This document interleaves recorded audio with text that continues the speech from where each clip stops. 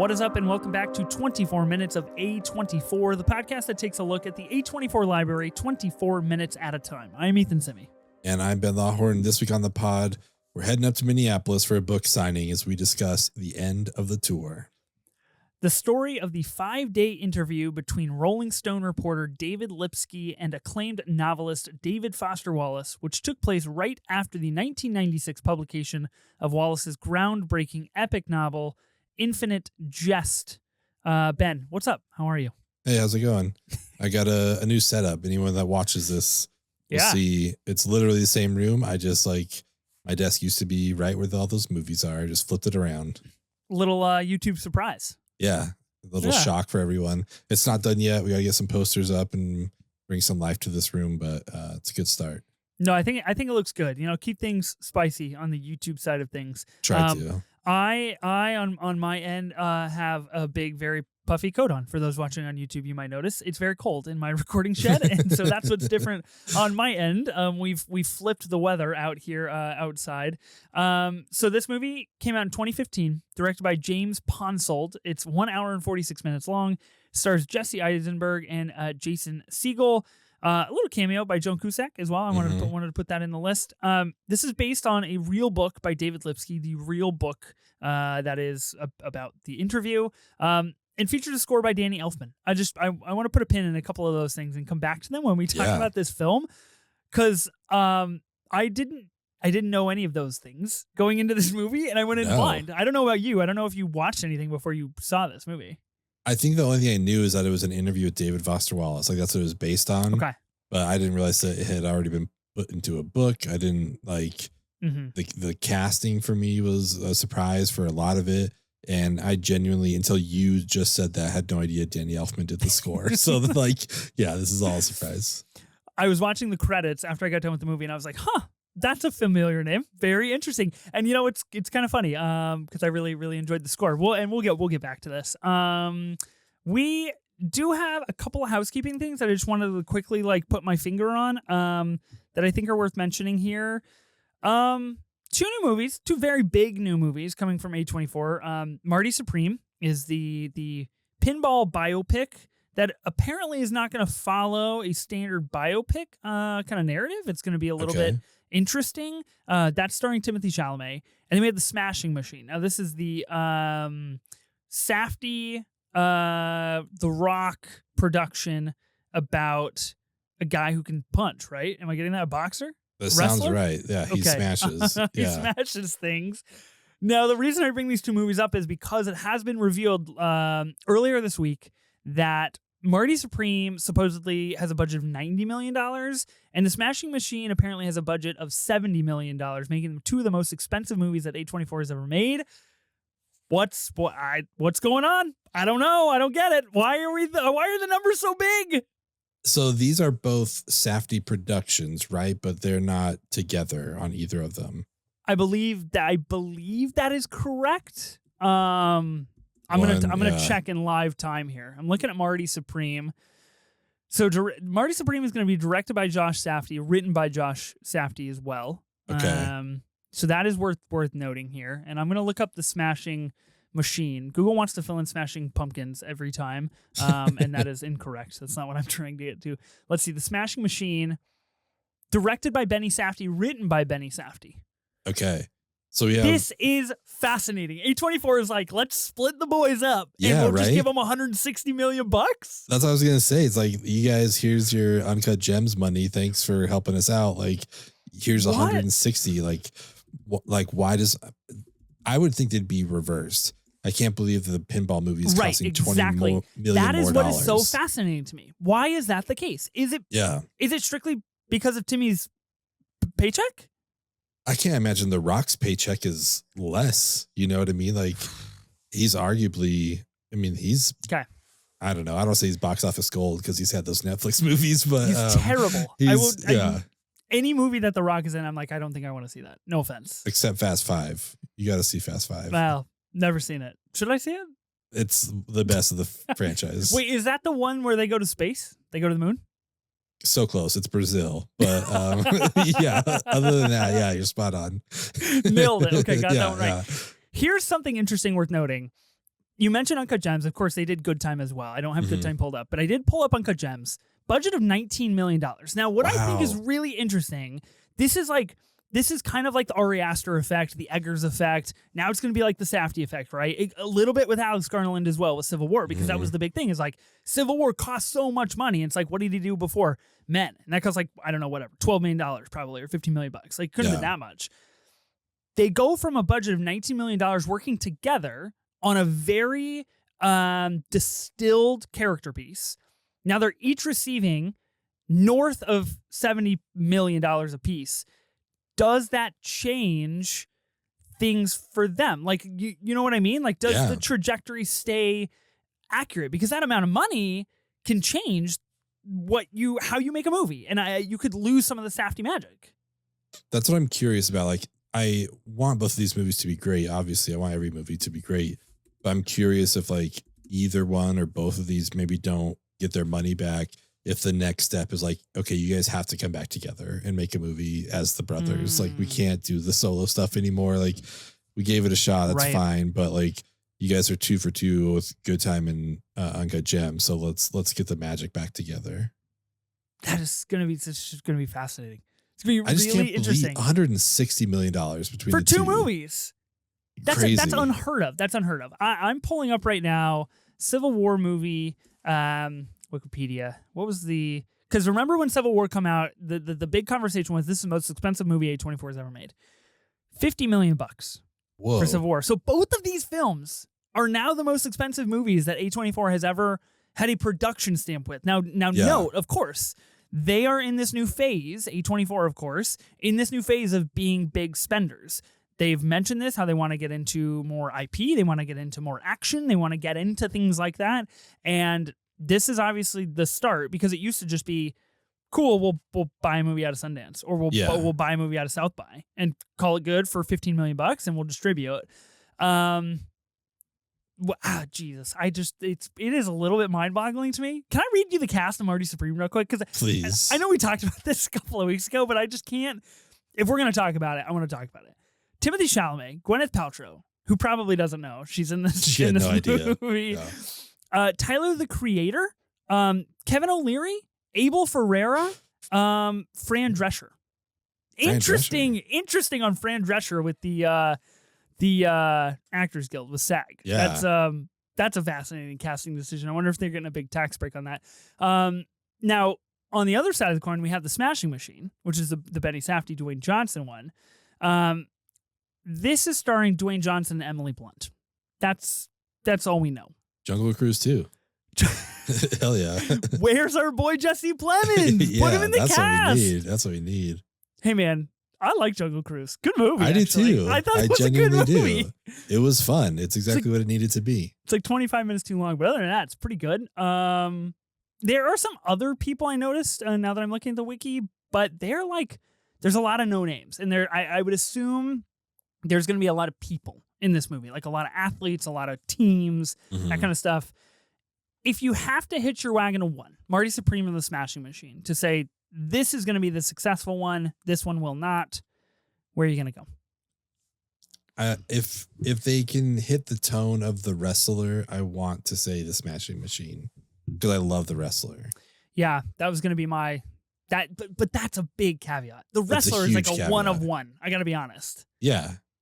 I mean, that's why I don't know, but like, I also just like, you tell me like Timmy Shams is playing pinball. I'm like, all right, I don't care. You know what I mean? But I feel like you're telling me The Rock has like a wig on, and he's beating people up. I'm like, all right, I'm here for it. Yeah, that's fair. That's tough. It's tough. You know, I'm a Benny Safdie boy. That's the thing, is like the curse was I kind of really hitched my wagon to Benny. So I got to go with the Smashing Machine, but like on paper, I'm much more interested in Marty Supreme. You're what was it from the Cherry Boys or something like that? Yeah, I'm a Cherry Tomato Boy. Cherry Tomato Boys. Yeah, that's right. The Cherry Tomato Boys. Huh. Interesting. I don't really know what to make of it. Both of them are supposed to come out in 2025. They don't really have dates yet. Will they make their money back? Whew. Who's to say, really? Hard to say. Marty Supreme will. That's the thing. Marty Supreme will. It's got Timothée Chalamet. He can do no wrong. Even though he made Wonka, everybody's like, this guy is God, and I don't. Even though he made Wonka, can't let that stand. The guy puts out one of the worst movies of the decade, and people are like, this is the new face of Hollywood. I don't understand why. Oh, man. I love how wrong you are about stuff sometimes. People refuse to see the truth. That's the problem. They have blinders on. They've all been Wonka pilled. They've all been Wonka pilled. Myself Sophie. included. Yeah, Sophie and Ben, we're looking at you guys. This is too much. Okay, I don't have any other housekeeping. Do you have any other like A24 housekeeping worth mentioning? No, I talked about my literal housekeeping at the beginning, so good. So you're covered. That's all I had. Okay, sounds good. Well, we'll move on to the film. Let's do general thoughts on the end of the tour. Now, we kind of, this and then what we're doing next week, they're kind of tied to non-A24 things that are happening in the world. Of course, Jesse Eisenberg coming out with a new movie called A Real Pain. This came out of Sundance. I have it in my 10 to be nominated for Best Picture this year. Okay. I think it fills a really niche slot, and it's with Kieran Culkin. Really excellent movie. If you get the chance, go see it. So we thought we'd celebrate Jesse Eisenberg by doing this film, the end of the tour. Now, I know I kind of asked you this, but I'm curious again, if you didn't leave it, or if you left out any details, what did you know about this movie going in? Because I knew nothing. I knew that it was Jesse Eisenberg, and that is literally all I knew. I had no idea that this was based on a real thing. I watched about 95% of this movie thinking this is just a brilliant original script here. This is whoever thought of this, really good idea. Yeah. And then the credits are like based on the book, and I was like, that makes a lot of sense. Of course, I had no idea Danny Elfman was going to score this film, and I just like didn't know anything about it going into this movie. Yeah, I knew very little, and I just want to clarify, like, I'm not here to tie this to A Real Pain. I'm here to promote Jesse Eisenberg as Lex Luthor in Batman v Superman. Wow. Just one of the best performances out there. So that's why I'm here to talk about Jesse Eisenberg, but I just want to make that clear. No, I didn't have any idea about any of this other than him playing David Foster Wallace.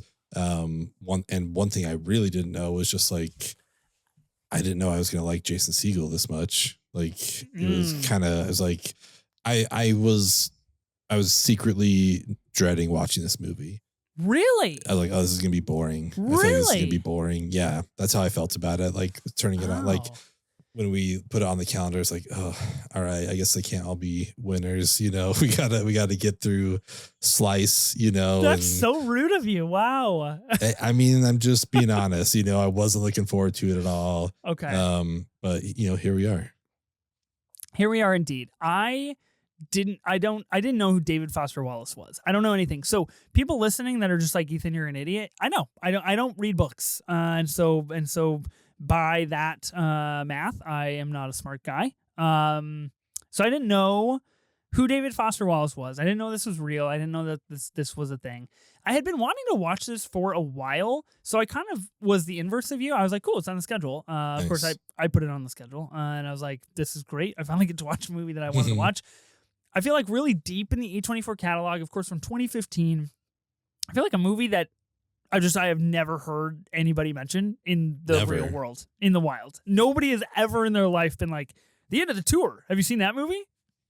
Just has never happened. Yeah, even on those like career recaps where they have people on and it's like Jesse Eisenberg's here to talk about his career. It's like they did not talk about the end of the tour. They're just like, tell us about Social Network, and then they jump to again Batman v Superman or something like that. Sure. It's like we're not talking about the end of the tour. So yeah, no one talks about it.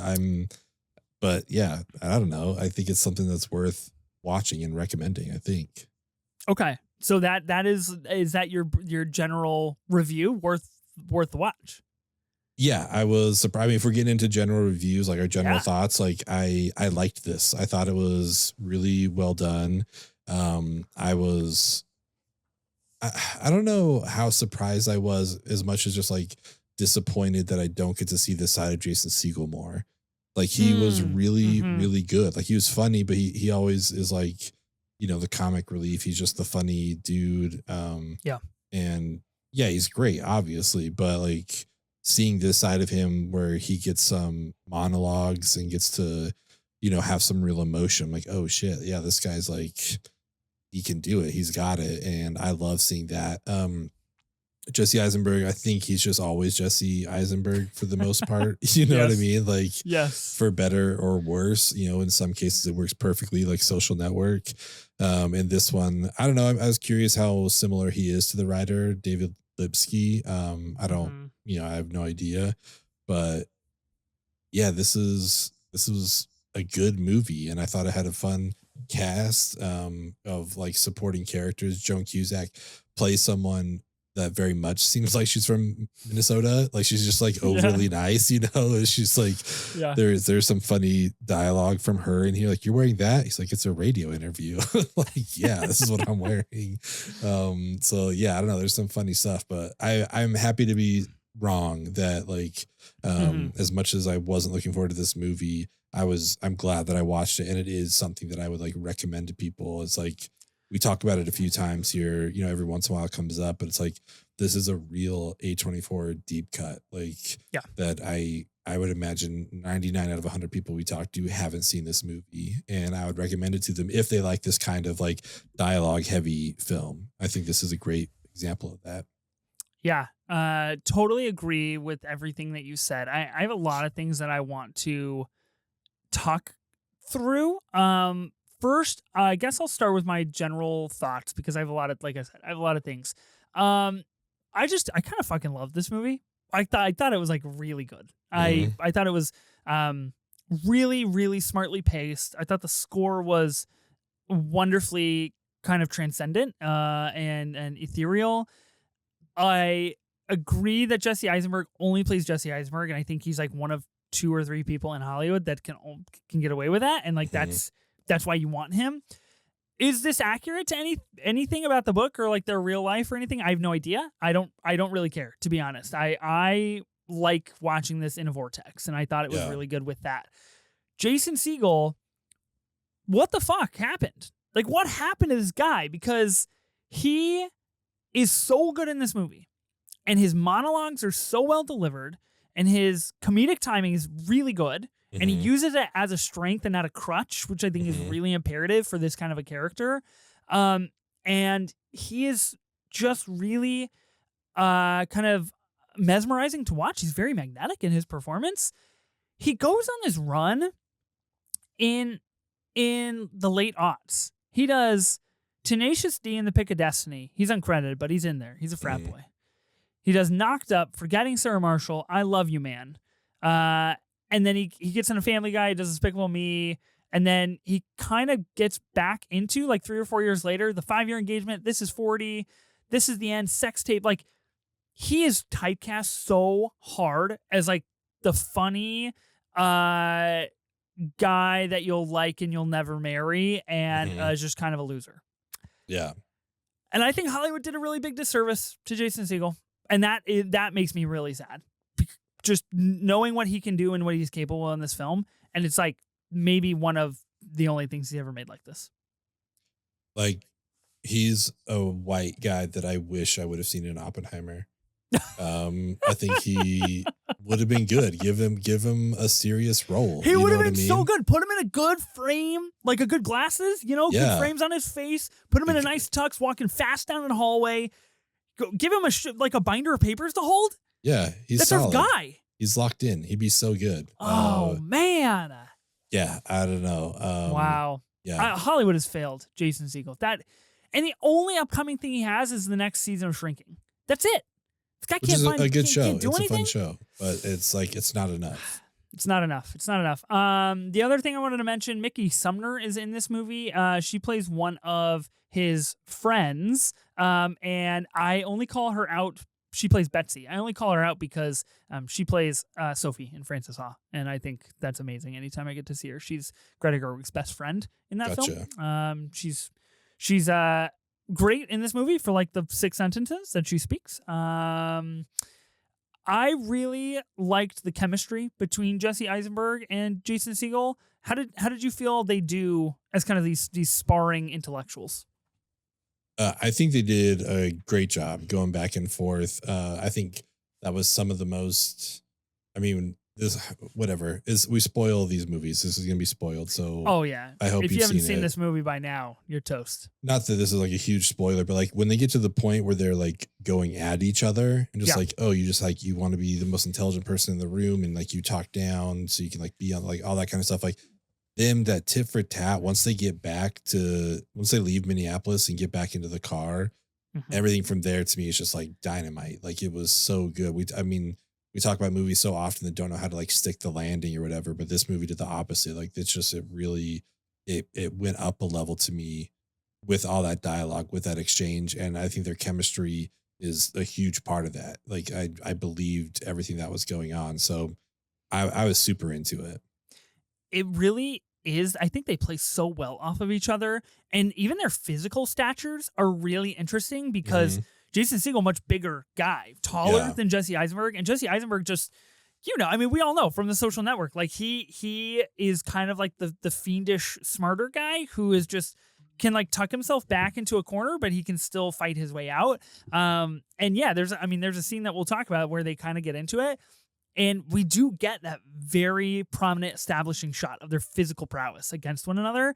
And I think it's really fascinating. I think they're great together. And, I don't want to be like a broken record all the time, but like, I just wish we had more movies like this. Like this, it's Yeah. just a great little movie. It's a true two-hander full of monologues, full of really dense, heavy, I can see you're writing a very intellectual script type stuff, Hmm. which I liked, which really works for me. The bigger moral picture of the movie, I thought was really well like communicated. I'm curious, like what maybe you got out of the movie and what you saw as the big takeaway in this journey of them, one interviewing the other, and I guess kind of vice versa as they traverse this together. Yeah, I think I mean, number one, I feel on the spot here and I'm going to answer this incorrectly, but I do I will think it's clip this and I will post this everywhere. perfect. I can't wait. I think it was a really interesting example of like the interviewer kind of like having himself reflected in Hmm. the subject. I think we get a bit of that in here. We get some really good uh openness, I guess, from David Foster Wallace throughout this thing. And he's very transparent about like how he's worried about being perceived, and I think that's super kind of fun throughout the whole movie where it's just like, oh, you're gonna take this back and crop it into whatever you want. And earlier in the movie, he's like, I essentially reserve the right to say anything within 5 minutes. Like that's off the record. Like you can't use that, whatever, because he's so Yeah. worried about that. But by the end, like he's so open and he doesn't care, like that tape recorder's out there and it doesn't bother him anymore. He's like, I'm just gotta be myself. And I think having Lipsky kind of reflect to him, like kind of hold up the mirror a little bit, Hmm. because I think a lot of people don't want that, and I don't think that he wanted that either, but it happened and he was able to kind of like be exposed to himself in the best way and kind of like grow and learn from it. It's like I don't know. I don't know if I took away the right stuff, but what I saw I loved. I thought that it was really well done.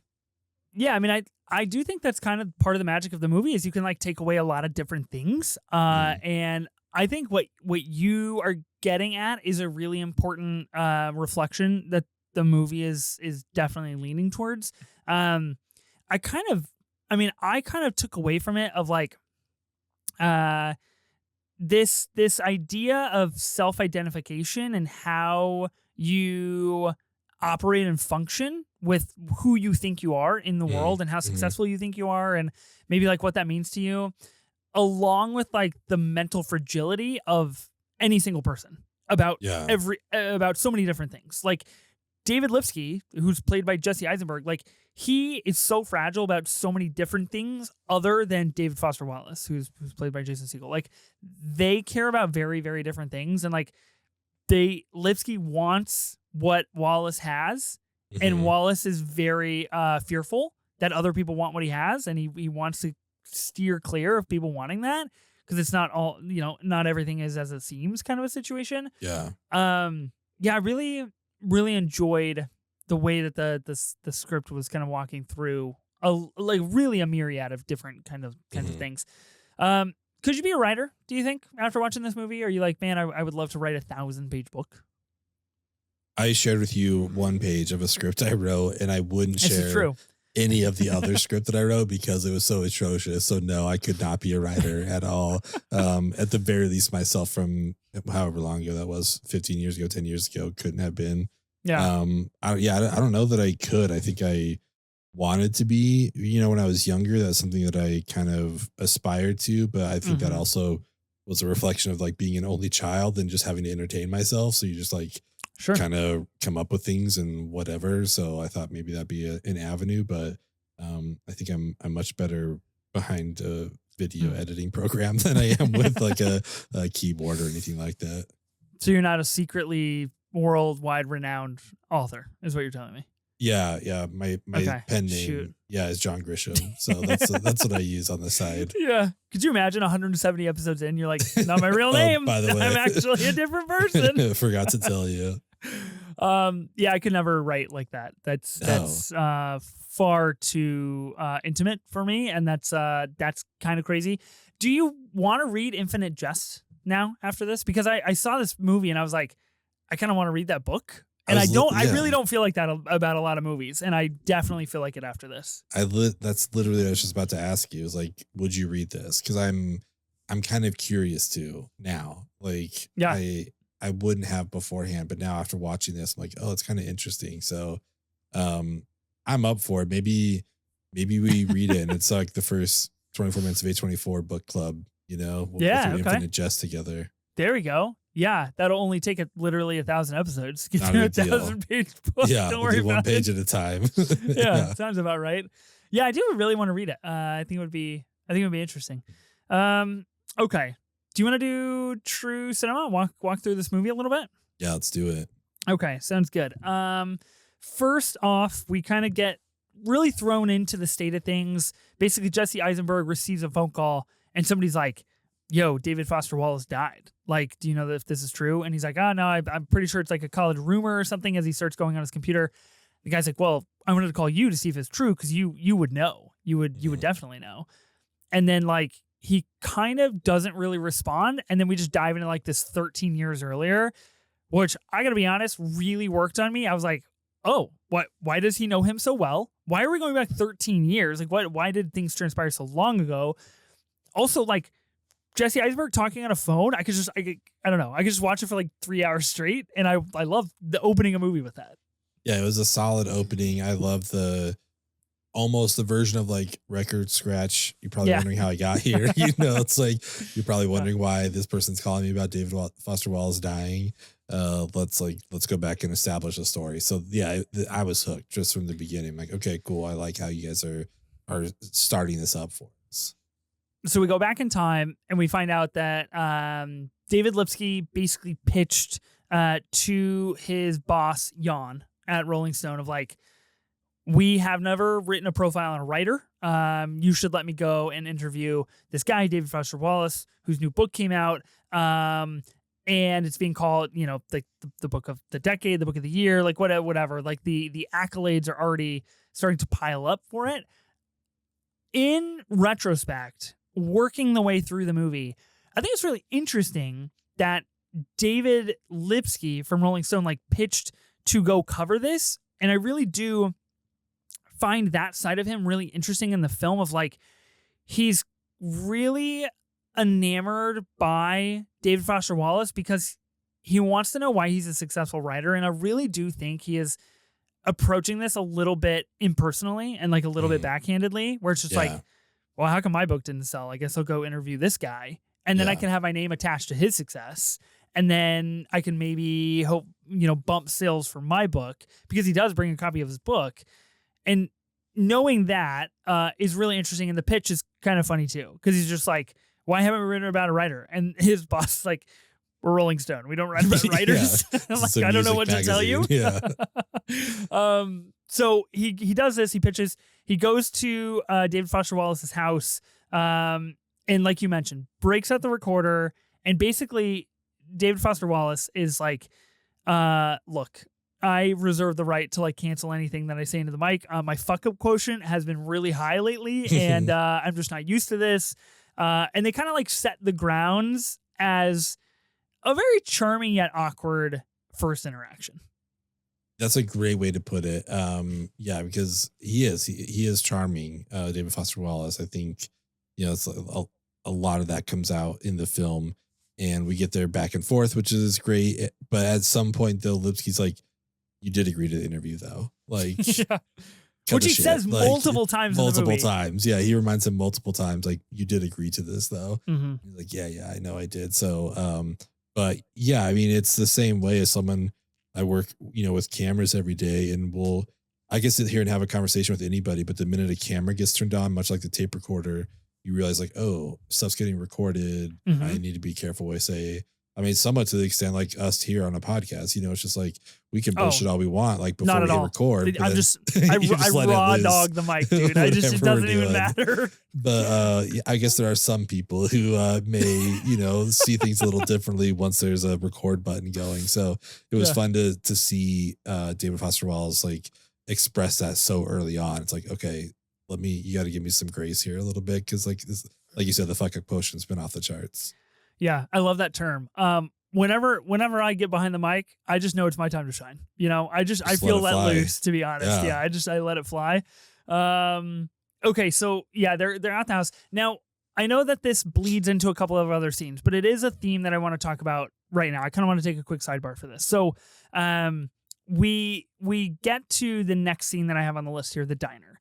This is kind of their first public outing where they're still kind of feeling each other out of like, how does this interview process go? Who's asking the questions? Like, how authentic can I be from David Foster Wallace's perspective? Mm-hmm. David Lipsky is, basically asking, how much can I push for certain types of information? This kind of a thing. Now, the reason that I bring this up and want to sidebar is because they get here and David Foster Wallace orders a soda, and David Lipsky also orders a soda.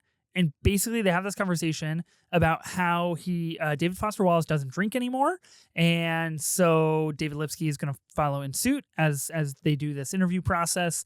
And now this is part of a much larger conversation of there were rumors that David Foster Wallace was also a heroin addict at one point in his life, and there is a lot of talk of addiction in his book, and how all of that bleeds together and how that might shape him as an author and as a person and as like a walking narrative. What did you think of all of that? Because it is kind of played multiple times again. Like there's a scene where David Lipsky opens up a beer and kind of does it out of spite. Yeah. And this idea of addiction, especially in the front of David Foster Wallace, and like how that maybe drives his life more times than he would like. I thought it was a very interesting device used throughout the film. Like you said, that scene where they're back at the girl's apartment and then he cracks open the beer and just kind of like stares at him like, oh, okay, this is a very specific choice that you're making here. But I even like the conversation they have there at the diner, because Lipsky's like, oh no, I'm happy to not drink. Like my friends are just like, oh, it's so hard to be around people that drink or whatever. And David Foster Wallace is like, well, my friends are like, if you've been like off the sauce long enough, you can just let other people do whatever they want. Like you do, what do you say? Like do a line of coke off of someone's ass and it wouldn't bother them at all. Yeah, it wouldn't matter. Yeah. So it's just like, it's so funny to kind of see their two different perspectives on like showing some respect towards sobriety and stuff. And there's like, yeah, some are bothered by it and some aren't. So I thought that was just a great conversation for them to have, to show like the differences on their viewpoints of certain things. But him as a writer, you just like, as an interviewer, you want to mirror your subject. And so he's doing it out of respect. And Foster Wallace is like, I really don't give a shit. Like, you can do whatever the fuck you want, man. It's not going to affect me at all. Mm-hmm. It's a really interesting, like, moral maze that they embark on very quickly. Of like, okay, how do we deal with something so big like sobriety right out of the gate? The next bullet point I have here is the masturbation conversation. Honestly, really incredible stuff. Where basically David Foster Wallace speaks about the importance of like reading versus watching television. And we later find out that he has a self-proclaimed addiction to television, and that is why he doesn't have a TV in his home. That is why he stays over at these girls' apartments so late, is that he can watch TV. That's why he's late to a couple of things on the tour, is that he watches TV. Now he basically compares it to masturbation and says like it is a basically a fruitless act that like for a couple of minutes you get some really good entertainment, and then after that, not much else stems from that, and how we will essentially all be trained eventually to enjoy entertainment through screens over personal connection, over human talking. Very interesting conversation, really, really funny. And what I took much in a Top Gun Maverick sense as like, cool, it's just all about the state of cinema and the state of movies. And I was like, my guy gets it, you know? Yeah, no, it was such a good conversation, and especially all the masturbation stuff and Lipsky being like disagreeing with him to the extent he's like, well, at least like you're physically doing something. Yeah, at least you're working a muscle. You know, yeah, you're working a muscle. I thought this conversation was just so well written and so well performed. This was great. A lot of these bullet points are just conversations, which I find really fascinating about this movie. I think it's a really successful script, and I think it has a lot of good flow to it, which is interesting because a script so heavy on theory and so full of moral ambiguities could get a little choppy. And I personally don't feel like it really gets choppy. We have the Alanis Morissette conversation and why he has a poster of Alanis Morissette in his house, and how basically, again, ties it back to this idea of like eroticism and sexual fantasy and human connection. Yeah. And how she is like the only person he has been able to imagine putting a quarter in a parking meter or eating a bologna sandwich. Bologna sandwich, yeah. Exactly. And the way that he says it, he's like, oh, and I've imagined her eating a bologna sandwich is so funny. And it's what I feel like is a very like kind of ground level bonding for these two dudes who are just like, okay, that's how you see beauty, and I get it, and now I get you a little bit better. Yeah, this was so well done and such like a insightful conversation. I thought it was kind of hilarious. You know, he's like, you look at the traditional beauty or whatever, and again, like to the point that you just said, which like you can't picture them eating a sandwich. You can't picture them like putting a quarter in a parking meter. He's like, Alanis Morissette, I can though. Like she's, did he call her like sloppy or something like that? Like sloppy sensuality, something along those lines. And he's like, but I can picture that stuff. He's like, oh, I totally have pictured it too.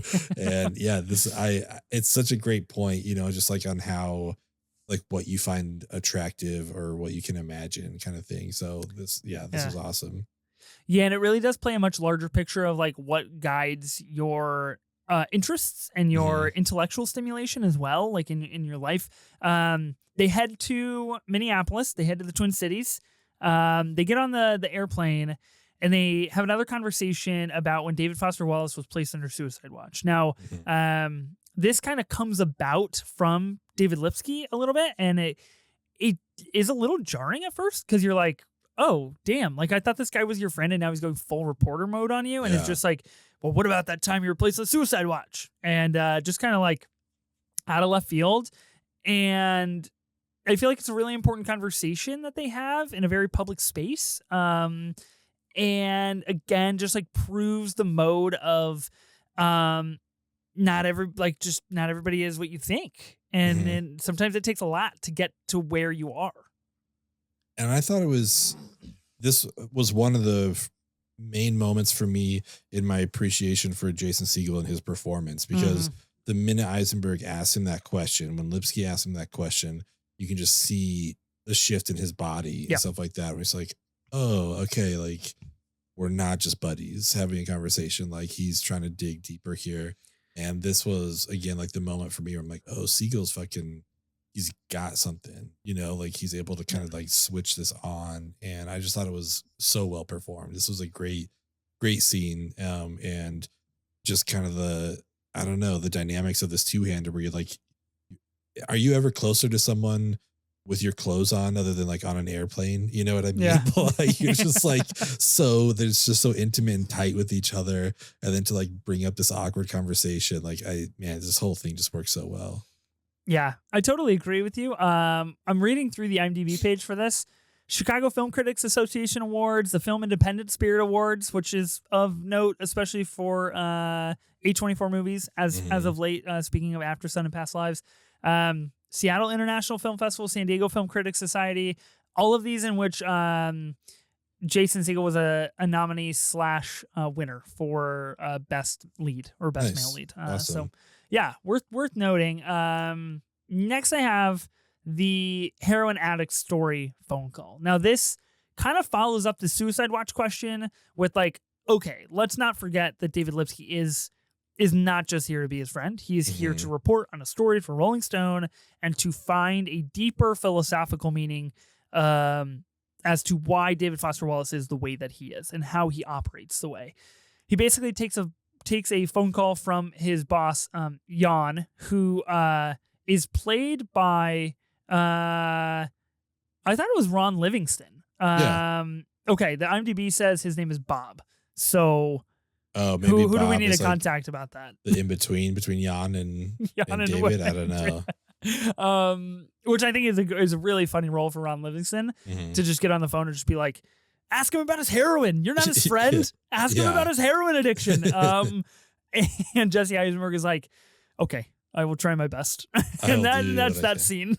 Yeah, it's his turn to be Lumberg from Office Space. It's like, I'm gonna need you to go ahead and ask him about his heroin, because that's exactly why you're there. But yeah, it's fun to see him in that role. And again, this is where Eisenberg's physicality works for me so well. Where he's just kind of like, it's just not, we're not there yet, just kind of like squirmy about it or whatever. So this is awesome. Jesse Eisenberg, a real squirmy guy, actually. He really is. Dude. Yeah. Wow. Good call. Next on the list, I have the Sarah phone call. Now, this is basically where they're staying in a hotel room and they're kind of talking about how it feels to write and like what that level of success might be like and how that kind of influences relationships, especially with women and things like that. And basically, Jesse Eisenberg's character is like, my girlfriend, Sarah, really is like, loves you and loves reading your book. And Jason Segel's like, call her up. I want to talk to her. And he's like, no, I don't know. She might be sleeping or whatever. Ended up calling up Sarah. And Jason Segel's really funny in this scene. And he's like, oh, Sarah asks if you've been behaving yourself. What should I tell her? And proceeds to then have a 25-minute conversation with David Foster Wallace while reading his book. And then we see that David Lipsky gets on the phone and is like, what the fuck? You're supposed to say hi. And you talk to him for 25 minutes. What is that all about? Really good scene highlighting the massive insecurities that David Lipsky has about his own relationships and how he views his success and how people see him as a writer and how his attachment to his writing really influences his state of mind. Also, probably the funniest scene in the movie. Oh, yeah, for sure. Without a doubt. That sequence was like, have you been behaving yourself? Let me ask him, let's see. But yeah, and then his conversation with his girlfriend of just like the frustration that he has about all that kind of stuff. Like, I don't know. It's just, this is where I appreciate the script and how well it's able to like expose us to certain things within the relationship. And I think it just does it so naturally, does it so well. This is really well done. Yeah, it feels totally seamless. Yeah. Okay, so they link up with these two girls that David Foster Wallace went to school with, and then one of them is a fan that wrote him a fan letter, and they ended up hanging out. And then they meet at the Mall of America, which I thought was just a brilliant stroke on the David Foster Wallace like front of like, I just want to be an American. I just want to be like a standard guy. And we get into a big conversation about that later of like, people don't read your book because they're like a normal guy wrote this. They read it because they know somebody of brilliance wrote it, which is just a really important and essential deconstruction of this movie of like, what does it all mean? Like, how does society function and the hierarchy of like how we view people? They go see a movie. They end up choosing to see Broken Arrow. We see some of this movie. Have you seen Broken Arrow? I have not. No. Okay. I haven't either, but it's spoiled because we've seen it. We've seen part of it. Yeah. And I honestly a little bit mad because I've done such a good job of keeping that non-spoilered for like 30 years. And just like that, it's gone. They have to choose between seeing Broken Arrow and a bunch of movies. I'm going to list the movies. You tell me what you would see. Happy Gilmore, Broken Arrow, Sense and Sensibility, Jumanji, The Juror, and City of Lost Children. But before you answer, can I just note, there is no single day or weekend at the box office in the last X number of years that has ever looked this good. I just want to put that out there. It's pretty solid. It's really solid. There. Yeah. One from every genre. It's like anything you want to go see is on the slate. Well, the only thing I did see in theaters was Happy Gilmore. So that would definitely be my answer, because that's the only thing out of this whole list that I saw in theaters. Okay. I've never seen any of these movies in theaters. I would definitely choose Jumanji, though. I remember watching Jumanji as a kid, and I was like, this is sick as fuck. Solid. Robin Williams, dude. Yeah, Robin Williams. Kirsten Dunst, right? Young Kirsten Dunst. Woo. Mm-hmm. Good stuff. Okay, just a few more to work through here. We briefly mentioned this earlier. They have a confrontation in the kitchen of Betsy's house or the other girl's house. The other girl, by the way, her mom is Meryl Streep. Aha, that is why she looks so familiar. That's why she looks familiar, because she looks like 50% of Meryl Streep. Yes. I literally am looking at her IMDb picture and I'm like, aha, yes, I see that. Yes, now. there it is. Wow, yes, that would be Julie. And basically, David Lipsky, Jesse Eisenberg's character, ends up hitting on Betsy and kind of unknowingly and unwittingly, and is like, let me get your email in case I got to reach out for questions about Dave. Yeah. Dave comes in the kitchen and is like, you got to stop. Like, you can't do this. We used to date in grad school. Just like, give me some breathing room. And then we kind of get a follow-up conversation with David and Sarah. And Sarah's like, you do this. Like, you automatically flirt. Like, you have a quality about you that you can't not flirt with people. And it's a really interesting introspective into David Lipsky of like, he is completely and totally unaware of certain affectations that he does and certain things that he has in his life and how that might impact other people, because he's so inward looking, in my opinion. Yeah, I think that all great. I think my favorite thing about this scene is the tie to like how close they've become, basically. Yes. How the people that can hurt you the most are the ones that know you the best, kind of thing. Because, Lipsky's like, why would I be interested in like being with some, or like, why would I flirt with someone who's from St. Paul? Like, why would I do that from Minneapolis?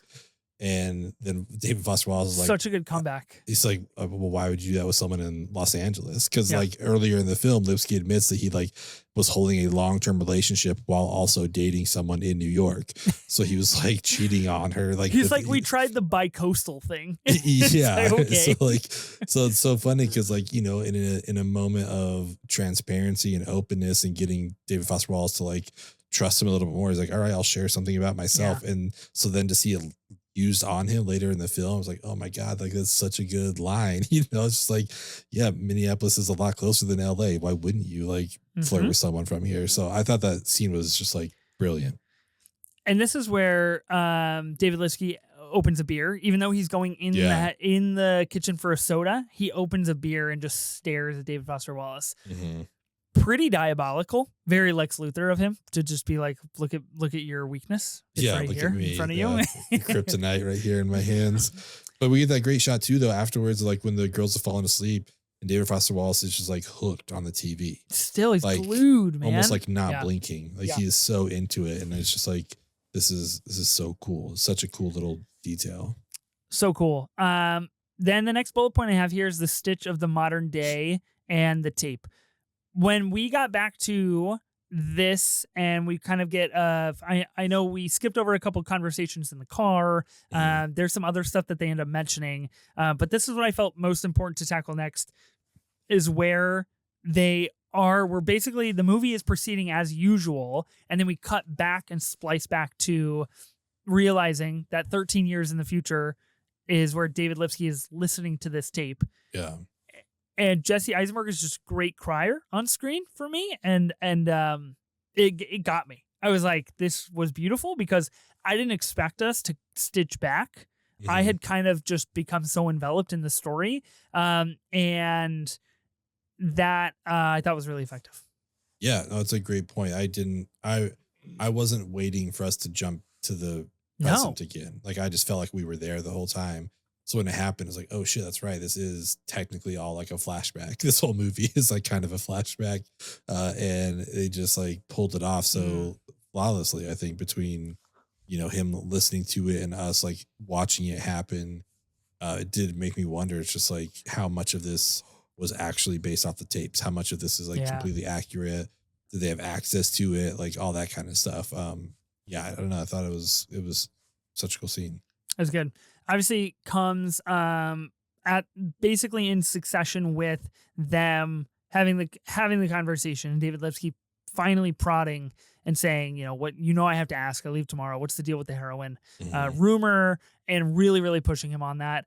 The next two bullet points I'll put together: the ending, where Eisenberg's reading from this book, and basically is where David Foster Wallace was during the book tour. Of course, the movie only takes place during the last stop of the book tour, and there's this like constant cyclical nature of them understanding that they kind of wish they each had what each other had a little bit, and they kind of want to be different people. And so he's reading the book, and then we get this kind of really nice montage of David Foster Wallace dancing, which I thought was very, very cute. And we get the shoe in the package, also very, very cute. And then we do get like a post-credit scene of what happened when David Lipsky went to the bathroom to spit out the chew, and what happened from David Foster Wallace's perspective of how he was just talking to the tape and was like, I'm just here talking into your tape recorder, and like my dogs are next to me, and this is great. And I thought it was a really innocent, heartwarming way to like end this film of like, wow, they were just two dudes that were just trying to understand each other. Yeah, and they pulled off so successfully. I wanted to know, and like just to see all, like, was shoe thing real? Is this note, like, does that exist? Like, I'm a sucker for like the real footage during the credits. You know what I mean? Like, like the actual like League of Their Own stuff. You know what I mean? Like, like show me the footage from back then. And I really want to see it, but like we didn't really need it. Like, I think it just like wrapped up really nicely as it was. And everyone's kind of left to their own interpretation of how literal or not all this stuff is. But if nothing else, like thematically, it made sense, and it worked so well. And it was just such a cool ending. Like you said, it was just like, Foster Wallace just like, well, I'm just going to talk into this tape recorder now because you're gone. So my dog's behind me. And it was so good. So good. I have a true cinema moment, and I'm going to say it because I don't want to lose it because it's not on the list. Ooh. I'm going a little off script here, and this is actually my true cinema moment is when David Lipsky, when they're parting their ways, and basically David Foster Wallace is going out to the car and is like, I'll get the car ready and scrape off all the ice. He's like, okay. David Lipsky is left in the house and proceeds to talk into his tape recorder, describing everything in his home. Yeah. I think it is such a fascinating scene because it ends with him going into David Foster Wallace's room, opening his curtains and looking out, and basically being a physical embodiment of like, what does this guy see? What does this guy have that makes him the way that he is? And what about everything that I'm describing, the Bible verses and the rug fittings on the toilet and these other types of really totally American normal things make him a genius? And I think it's like really multifaceted because obviously he's being a reporter and he's doing this for his story and for the Rolling Stone. I think he's also like really doing it for himself. And I think he needs to know like what is the magic sauce here in this house and this kind of pseudo invasion of privacy, even though that David Foster Wallace has agreed to the interview. Like he didn't really agree to like have his whole like house described on tape.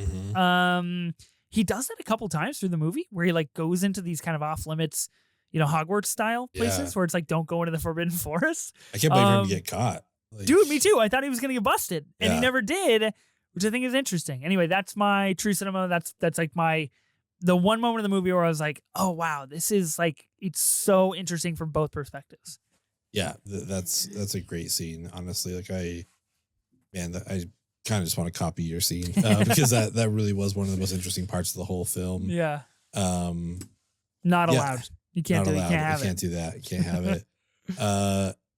I don't know. It might be the Alanis Morissette combo. I think that might be the thing for me. That was one of my favorite parts of this whole movie. I loved his explanation of like what he found attractive, that kind of a thing. So yeah, that's what I'm gonna go with. It's a good scene. It's not as good as mine, but it's a good scene. What can you do? Okay, A1 Act. We're going with Jason Segel. I think we've done Jesse Eisenberg before when we talked about his directorial debut when he finished Saving the World. So we're going to do Jason Segel. I don't think we've done him yet on this pod, although we might have when we covered The Sky is Everywhere, a movie that I have no recollection of watching. It was so bad.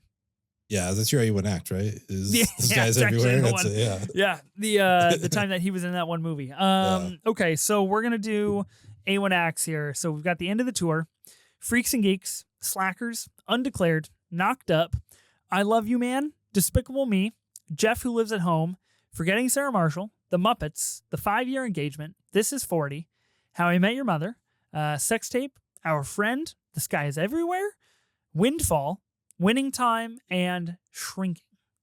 It's I gotta be honest, a very lackluster CV there. Yeah. Not doing it for me. It's a bummer. Yeah. It's most of it's a bummer. Have you ever watched How I Met Your Mother? I've never seen episode. I have. I watched How I Met Your Mother in college because when I was in college, it was like the show that people were watching. Nice. It's fine. I don't know why I sunk 9 seasons into 65 episode seasons. I don't know. Like, there's like literally 200 episodes of that show, right? I mean, you're talking to someone who used to watch Big Bang Theory, so I can't throw any shade. You know what I mean? Like, it is what it is. Let's see. We all have had our time. How I Met Your Mother, 9 seasons. So I got that right. That's pretty impressive. I think it said he was in like 208 episodes or something. What? Like that. No. Like some insane number on his IMDb. I mean, you're talking late aughts, early teens when seasons used to have 24 episodes. Yeah. Whew.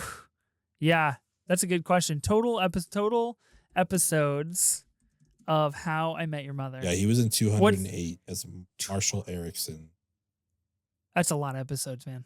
2005 to 2014. 10 years, basically. Wow. Huh. Some would say too long, but, couldn't be me. Actually, it is couldn't me. Be too long. I don't know. I hate to do it. I hate to be like, it's the movie I just watched, but like, man, looking at this filmography, it's the movie I just watched. There's no question for me. It's the end of the tour. I mean, it's a great choice. I think I'm going to go with I Love You Man. Okay. I haven't seen that movie. Really good in that. Him and Paul Rudd. Fantastic movie.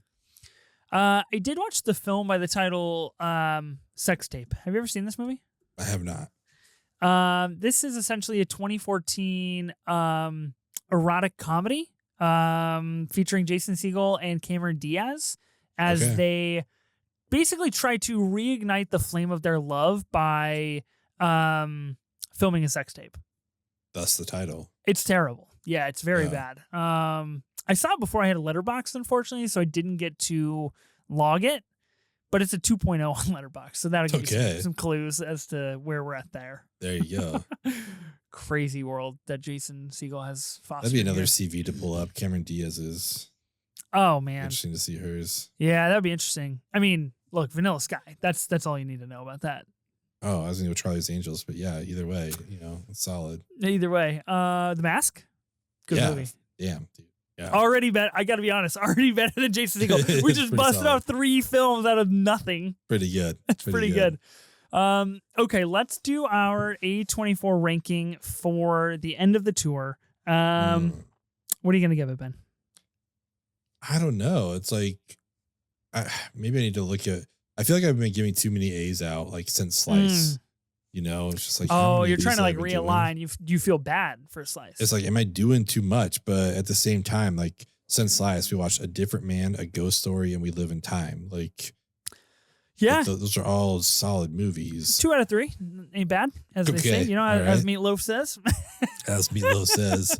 Yeah, I don't know. I think I'm gonna go with the A-24. I'm sticking with it. Okay, very exciting. This a lot. A-24 for Ben. I'm going with a straight A24, man. Okay. I'm going with a straight A24.